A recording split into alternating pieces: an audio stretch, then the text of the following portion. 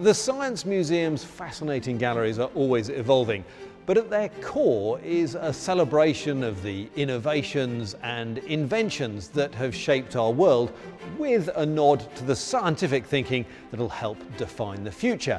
And the Agriculture Gallery is testament to this. Groundbreaking when it first opened in 1951, this gallery introduced many thousands of visitors for the first time to the latest innovative farming technology and techniques being adopted in post-war Britain. David, you've kind of studied how the public see farming and landscape, so what's this telling us? Well, this is telling us something about new farming in the mid-20th century. You've got the combine harvesters, you've got the tractors, and you've got it displayed in this diorama, which is characteristic of this agriculture gallery. So the visitor would come and see the new tractors, the new combines in diorama display in model form, and then next to it they might see the real thing, the full-size combine.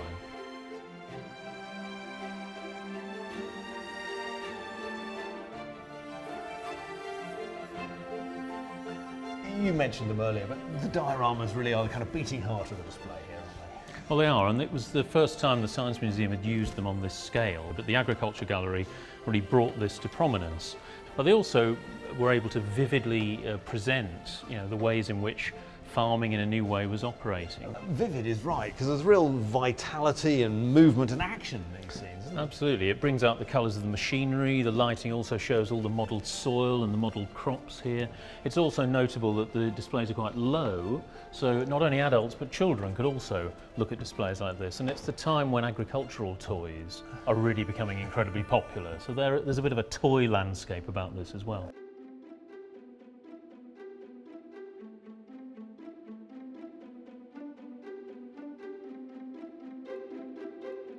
And are there some sort of narratives about what changed in our attitude to farming that you're seeing in this display? Well, I think what you see here is the fact that there's no perceived conflict between new agricultural technology and landscape. The depictions of landscape in these dioramas are what we might think of as almost traditional English landscape, and it's full of new machinery. And we have to remember that this is a period before all of the main environmental critiques of new farming, which we're very familiar with. One of the displays here shows a crop sprayer in an idyllic English landscape setting with some people watching from a bridge, as if this is a charming new spectacle rather than something destructive. So it's what we've got here are effectively time capsules of earlier environmental attitudes, and that's what makes them so fascinating. And of course this was still in that post-war world where people could remember hunger and farming productivity kept us alive. Absolutely, and this display was put together in that moment after the Second World War where there was a celebration of farming and its productivity, and it also was of course celebrating something that seemed like the future of farming and the future of the countryside, although now to us it looks like something very much of the past.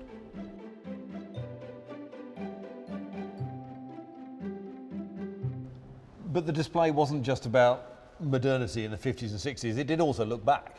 Absolutely, it has a lot of historic exhibits, but history is itself shown as a story of progress here. So you have old agricultural technologies shown as something which was modern in its own time. This is a model of a threshing machine. The model itself was exhibited at the Great Exhibition in 1851. So something that's old itself becomes a sign of something modern. The dioramas also show past scenes telling a story of progress. And then you have the wonderful wrought iron frieze, which runs the whole length of the gallery and starts in ancient Egypt, goes through these scenes of medieval peasant farming in the middle, but by the final part of it, you have a scene of the 20th century modern, and it ends up with a helicopter flying off, as it were. So you move right from the ancient to the modern along the walls of the gallery.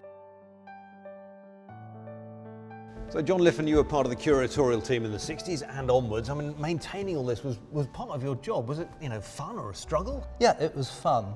We used to do this particular job on a Friday afternoon. It was our Friday afternoon treat. Well, I'm really intrigued by this one because it's one of the few that's actually got a sort of button with it. Am I allowed to give it a press? Go ahead. So what is actually happening here in your eyes? Well, it's modelled earth, and the tractors each have a different implement on them, so it shows the process of ploughing and raking and rolling. It brings something to life that the visitor wouldn't otherwise see. Of course, it gets a little bit caked up with soil from time to time, and so my job was to drop the sash down and go in with raking implements and pull all the earth together and break it up so that it would be ready for another week's operation. So in the broader gallery, were there any changes in the time that you were involved? Yes, there were. When it was refurbished in the mid-60s, we added many good things, including a working milking parlour. It was a full-size stuffed cow, and you could press a button and the cow would be milked and the tail would twitch. And then the received milk would be taken round into the bulk holder, so you could see the bulk holder functioning as well. So there was a sort of a fake udder that lactated and gave milk and things, would there? Yeah, absolutely right. And it would be my job from time to time to change the milk, because of course we weren't using real milk, we were using distilled water with some dissolved oil in it, special cutting oil that goes milky when it's dissolved in the water. We had to empty it out, clean it out and then refill it. All the things that go on in the museum outside the public opening hours.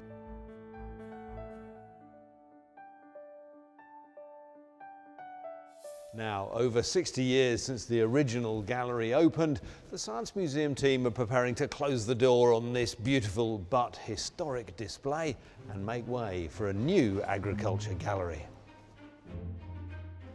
Mary, why was it felt that a change was needed?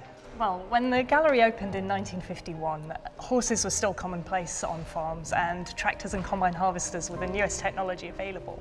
While the gallery tells us a lot about what farming was like in the 1950s and 60s in the UK, it doesn't do very much to tell people the challenges facing farmers in the 21st century. Without giving away too many secrets, what kind of thing can we expect to see in the new gallery? Well, we want to stay faithful to many of the aims of the original gallery. We want to show visitors how their food is being produced and how scientists and engineers are helping farmers to feed 7 billion people every day. We also want to look to the future. It's a monumental achievement that agriculture has kept up with the growing population, and science and technology have played a key role in that. But the stakes keep rising. It's not just looming predictions of 9 billion mouths to feed by 2050 and the threats of climate change. It's also that we want a varied diet and we want our food to be enjoyable. So we want to show how science and technology are helping farmers balance those things. The gallery stands out today as being one of the last survivors of a particular kind of display, and it evokes some nostalgia, not least in people like me who can remember some of these as farm toys. But I'm really excited to see what they'll do with the new gallery that's going to look at the future of farming. Hopefully there'll still be 1 or 2 buttons to press.